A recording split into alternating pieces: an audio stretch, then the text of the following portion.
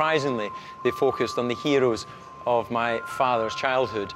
Jim Clark, Jackie Stewart, two of the Scottish legends. So much so, my father had an autograph of Jim when he raced in the REC Rally.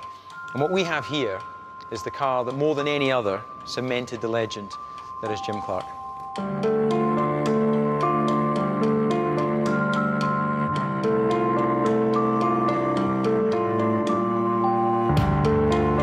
In those days, we had 5 mechanics looking after 3 cars. Mechanics covered the whole of the car, didn't specialise in anything. We had to do practically everything. We worked all-nighters at all the circuits. Working for Chapman, you were conditioned that you had to win.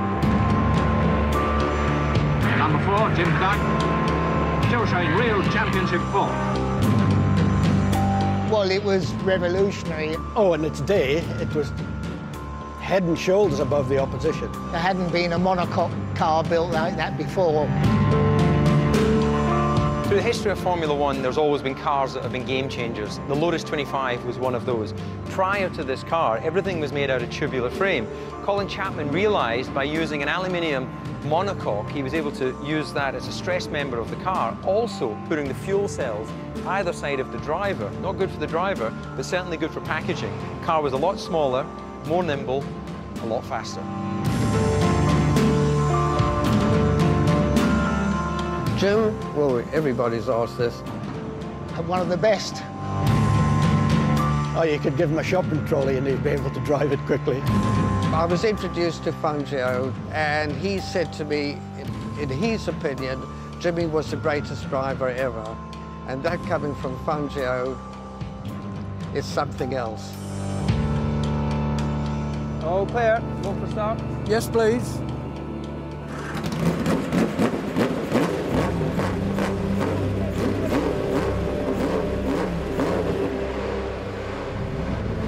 The engine's actually quite smooth, isn't it, for such an old engine?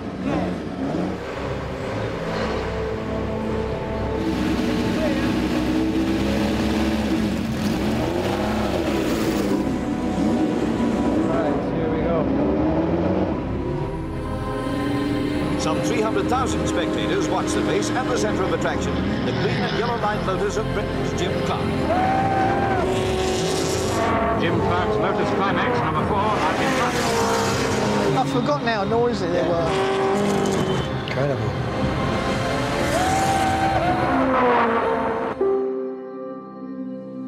You've got to realise the cars in that period were underpowered, and you couldn't scrub the speed off. If you did, the car virtually stopped. So you had to drive it with a very, very light touch and keep the momentum going, and he was an expert at this. He used less rubber, less brake pads, and he used less fuel to win a race. Nice to see another Scotsman in it. Silverstone in 1965, Jimmy was coming through Woodcote Corner with the engine off, and we're thinking, what's happening? And this went on lap after lap, and after the race we're saying, well, what happened? What's going on? He said, well, the oil pressure was dropping through the fast right-hander at Woodcote. So to save the engine, I was knocking it off and coasting through. And yet he still won the race.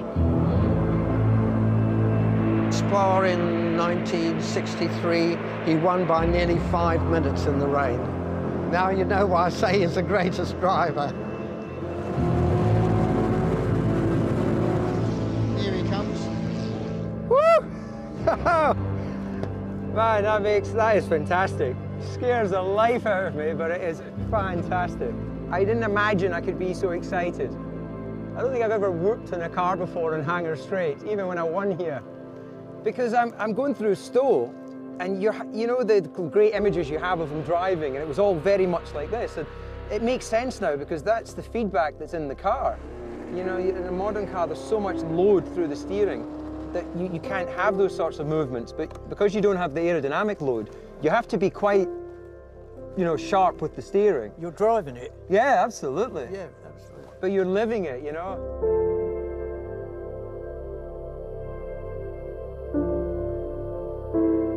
This has been a fantastic day. It's been a real treat. And Bob, I have to thank you very much. Not just me. All of the team, Yes. for sharing the experiences from that period. And, you know, it was a legendary period. You're all legends. This car's continuing the legend beyond all of our journeys on this earth, and it's been a real privilege to drive it, so Right. thank you. And yeah, thank you for good job. For a moment, I almost felt like Jim Clark.